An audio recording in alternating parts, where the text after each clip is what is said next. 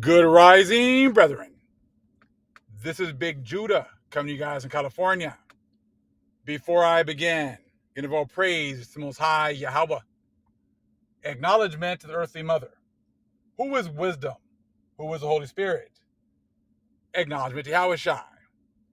I pray the Most High blesses this lesson this evening, gives us more knowledge and understanding of the events of the past in order to understand events that are currently happening on the earth, so we get a much better understanding of the things that are soon to come on the earth. Brethren, I think that we've given the other nations too much credit. You know, they've been looking for lost civilizations. They've been looking for our records. They've been looking for our information for a very long time. And, you know, I just think we kind of think that they've gotten a hold of a lot of these records and that they've just been keeping them away from us. But from what some of these books show, they've never been able to get a hold of many of our records. And they're just flying blind on a lot of different things. And even a lot of their own people have been looking for, you know, these lost cities, these lost tunnels, trying to get, you know, more understanding. And they just, you know, they failed miserably. Or maybe they've sometimes they found some information, you know, but I mean, the extents, you know, of the information, you know, how extensive the information is down below underneath the surface of the world, you know, only the Most High knows. But, you know, as you can see by looking at the things that they put out, you know, they're, like I said, a dog chasing its tail, running circles, you know, around and round and round, pretty much just regurgitating the same information over and over again. Even so-called people who are in the truth still regurgitating the same information over and over again. Still going to the book of Revelation thinking that that's the only book that gives prophecy. Still refusing to look at other books. Still refusing to look at other books that have not been canonized by the church. We're going to get into this book here, The Lost World of Agarty, The Mystery of Real Power. It's written by Alec McLellan, Maclellan. Bought this book a little while ago, started reading some of it, and I think it was a book that we needed to kind of wait on. I think we're waiting on it till now, and the Most High giving us more understanding.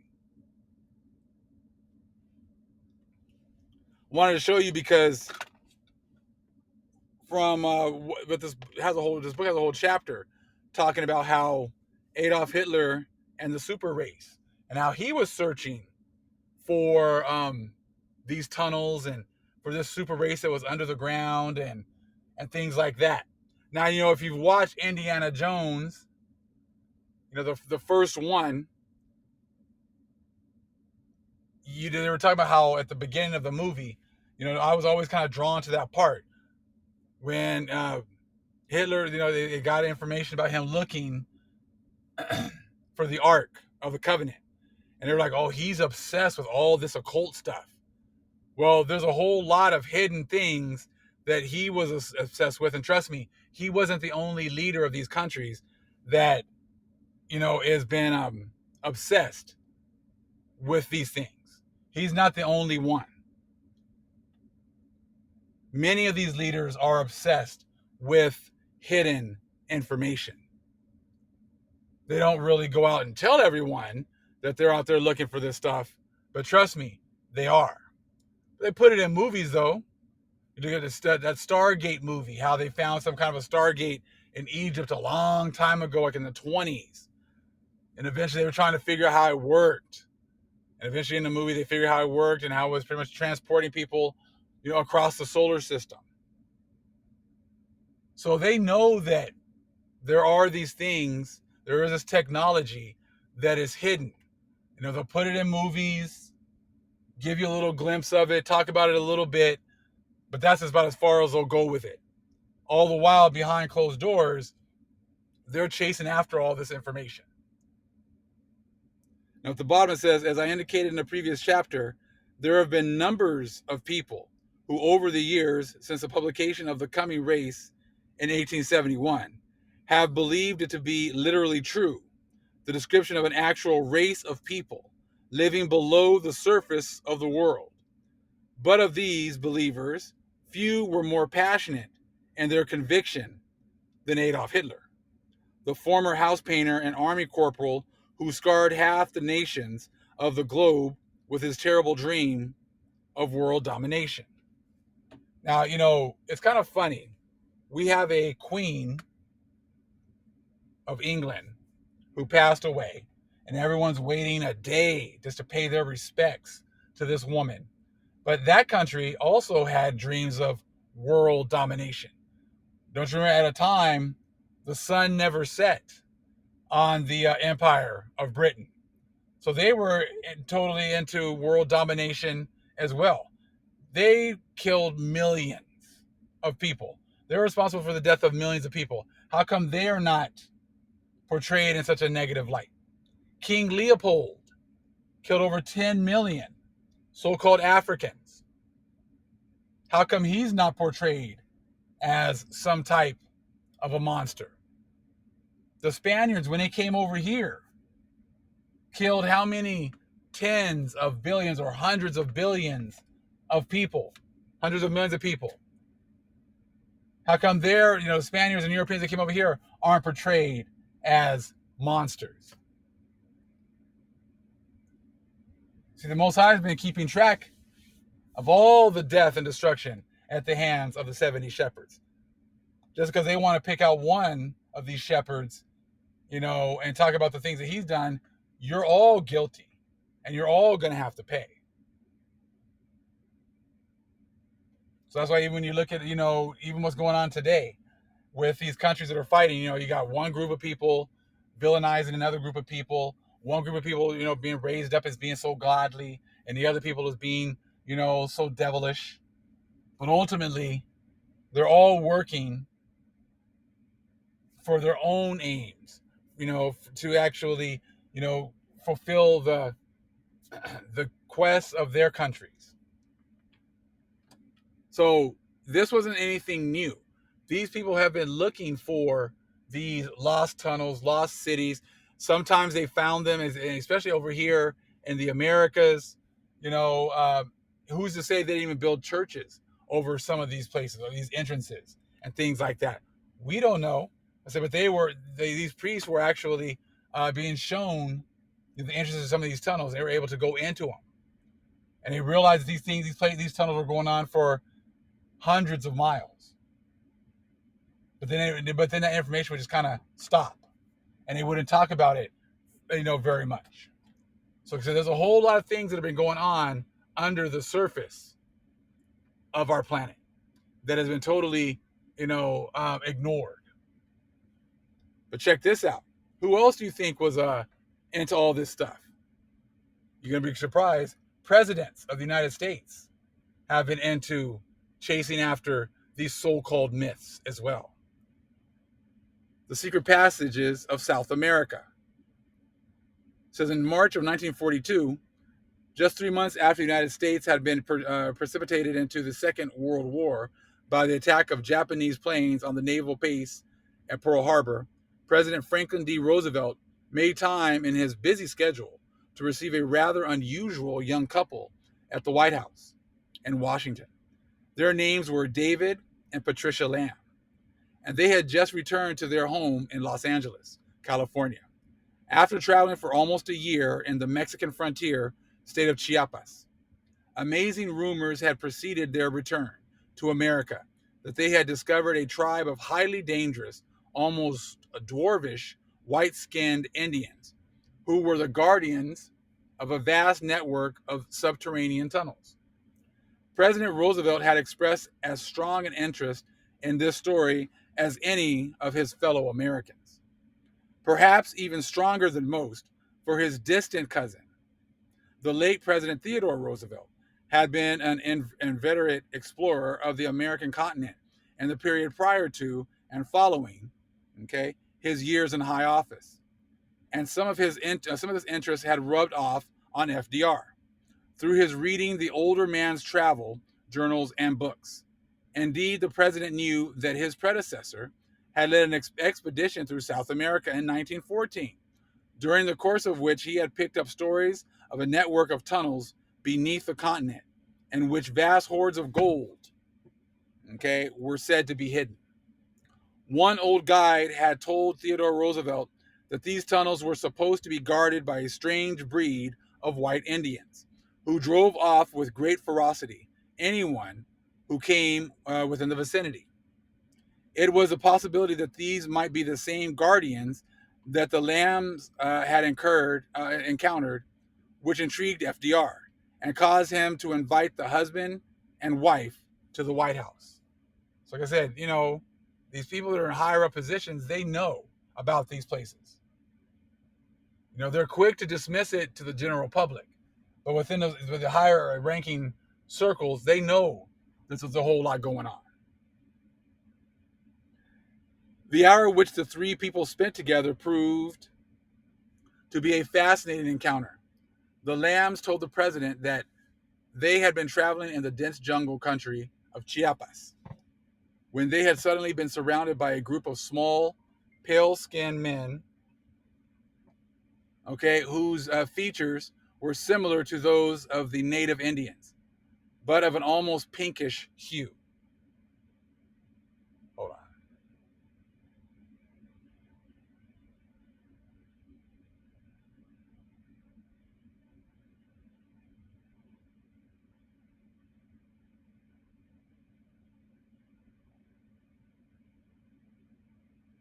Okay. Pinkish hue. Although the Lambs' guides were head and shoulders taller than their ambushers, they were clearly quite terrified of them. David and his wife were quick to admit that they were frightened themselves, but it became apparent that the strange little men were not planning to kill them. They just wanted them to go back the way they had come, and quickly. The party had been trekking in this particular vicinity in pursuit of what David Lamb had been prepared to admit was probably a fool's quest. There were stories of a lost Mayan city somewhere about, beneath which ran a network of tunnels filled with a priceless treasure. As he stood looking at the fierce little men surrounding them, the thought crossed David Lamb's mind that perhaps there was some truth in the legend after all. For some moments, no one moved as the fierce sun beat down on the two, so dissimilar groups confronting each other. The two Americans from one of the most modern cities on earth, and the white-skinned Indians, whose primitive way of life had probably been unchanged for centuries. At last, David Lamb plucked up the courage to whisper a message to his chief guide. He told him to ask the Indians who they were and what they wanted. After a moment's hesitation, the guide nervously mumbled his request. The words had to be repeated several times and in different dialects before any kind of response was forthcoming. And even that proved far from perfect. Yet, from what was then translated to the Lambs, they were able to form a rough idea of who the Indians were. It seemed the men were members of the Lacandone tribe, a degenerate group of Indians who had lived in the jungles for generations. They said they were the guardians of a great temple, where dwelt the old ones, whom they worshipped. No outsider was ever allowed to approach this holy place, and they would take the lives of any who tried. David Lamb, who was something of an expert on the legends of South America, listened to this halting conversation with increasing interest. He had heard mention of the Lacandones before. They were said to be the survivors of an ancient civilization that had once flourished in Central America. He recalled having read a little about them in notes by the French scholar and geographer, the Abbé Charles Etienne Brassier de Barbour, 1814-1874, who had been the ecclesiastical administrator of Chiapas in the 1850s and had unsuccessfully tried to decipher Mayan sign language.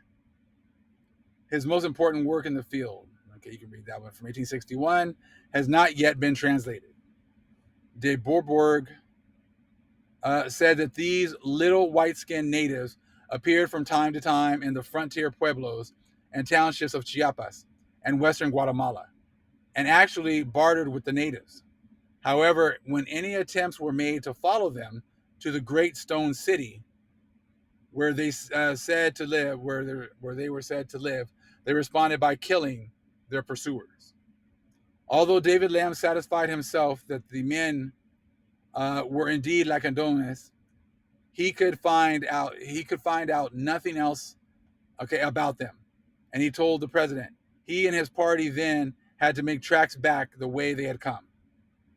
On their journey back to civilization, the Lambs picked up a few more fragments of information about the little men. Apparently, in the tunnels beneath the city, which the Lacandones guarded, there were supposed to be stored a number of sheets of solid gold, on which was written in hieroglyphics a history of the ancient peoples of the world. These sheets also spoke of a great deluge, and were said to have accurately predicted the Second World War, which involved all the mightiest nations of the earth. Okay? So there are other writings that have made predictions about things that were going to happen in the future. They are present, and the thing is that you got all these people that only want to concentrate on the ones that your enemies have approved for you, ones that your enemies have constantly gone in and revised and everything else. They're not here to tell you the truth. They don't even know the truth. They're searching just like we are. They're searching for the truth just like we are. The only reason we've been blessed to get more understanding is because the Most High has sent us the angels. The Most High has sent us the Holy Spirit, and the Holy Spirit and angels are guiding us back into truth. And that's why they follow us. That's why when we come out with information, all of a sudden there's all these other videos that pop up on the same subject, because they don't have the spirit to get this information, to get this understanding. See, there's I shared a little excerpt yesterday. I'm going to share the next one a little bit later, but it talks about, the master builder, like some of the ways that, and the attributes of the master builder. And the master builder, okay, does not need outside approval. You see what I'm saying? Like, that's what this world has been all about. Getting outside approval. I crack up because some of these things are really like, oh, well, he said this or he brought this information, but it hasn't been peer reviewed. It hasn't been peer reviewed. So see, in this world, you gotta let other people approve what you say. And if they don't approve what you say, or that you don't come to some kind of an agreement, then anything that you say, is complete garbage. But all the while, these people who are doing the peer reviewing have no knowledge themselves. How can you peer review something when you don't understand it? How can you peer review things when you don't have access to the information? Only information you have is what's been approved for you to read. You see? It just doesn't make much sense. People act as if they are so sure that they are about to get raptured away from all of this mess. All of the mess that they have created, with their own hands. And somehow they think they're going to get raptured away. And everything has to work back to the rapture. And it's always, for them, it's easy. It's just saying Jesus and saying this simple prayer. And that's all it is for them. But see, us, the Israelites, we have to go through, death, destruction. We had the laws. We broke the laws. So therefore, we had to go through hundreds of years of slavery. But you guys have broken laws. You guys never followed laws. You guys have gone around rape, rob, murdering for hundreds of years. But for you, all you have to do is just say Jesus say a simple prayer, and you're good to go. This is what happens when you're allowed to investigate your own crimes and punish yourselves. These are the kind of punishments you're going to come up with for yourselves. So like I said, this information, there's a lot of information on this subject. And this information about these tunnels and these cities underground and things like that, they predate all the history that the so-called Gentiles have come up with. These so-called myths and stories have been around for a very long time.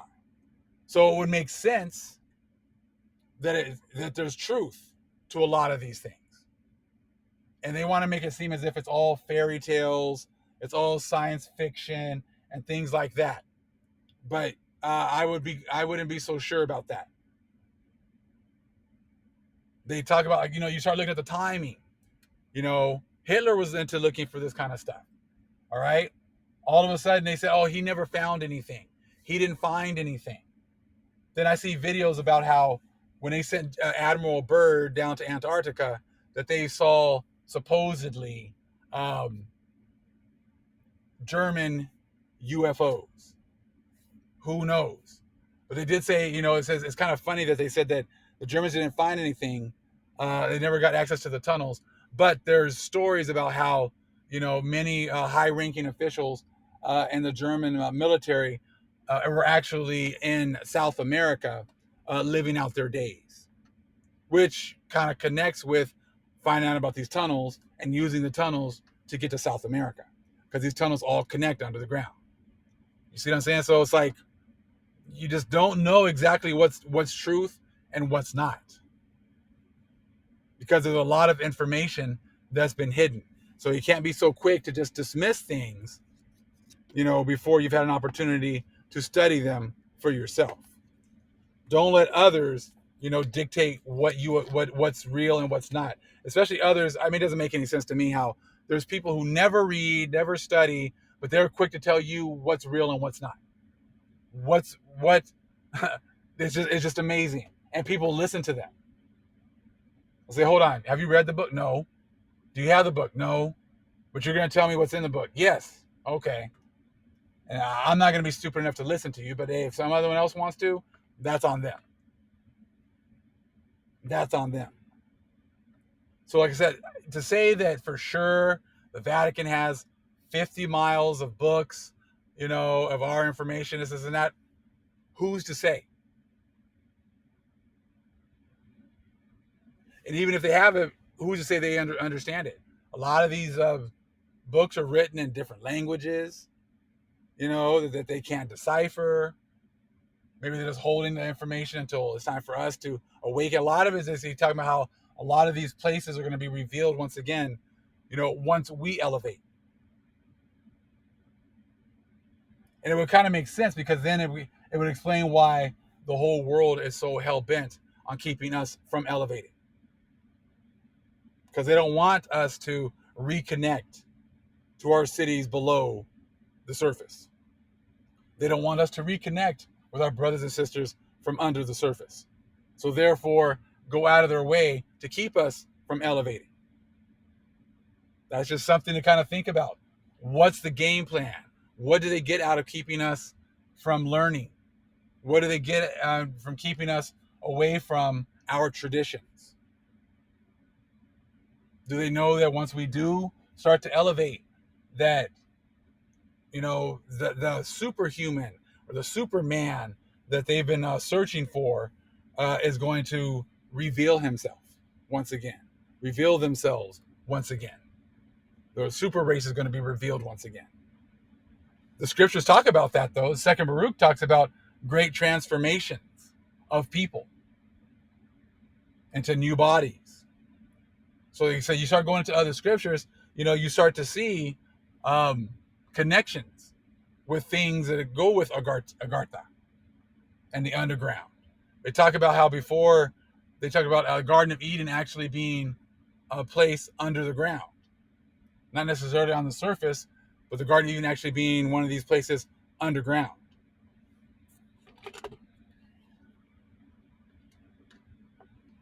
And why is that possibly not true? Who's to say that's not true? We've been looking for everything on top, and maybe it exists under. And all of a sudden we were talking about these kinds of things and about UFOs coming from under the ground, and all of a sudden there's a story I saw from Dabu777 talking about, and other people have started coming out with it, talking about all these UFOs showing up in the Ukraine, showing up in the skies over there. I said they're definitely, they go around and check in these places that they have nuclear weapons. We know that there's stories about them taking control over these places so they don't have control over the nuclear weapons. Is that what's going on right now? So there's a lot of things to think about. And you're not going to, a lot of things to pray about, a lot of things to ask the Most High about, a lot of things to try to get clarification from the Most High about. But we know that the Gentiles have been hell-bent on keeping us away from elevating, away from rising. And now is the time to rise, my family. All praise is the Most High Yahweh. Acknowledgement to the earthly mother. Who is wisdom? Who is the Holy Spirit? Acknowledge it, Yahweh Shai. Shalom.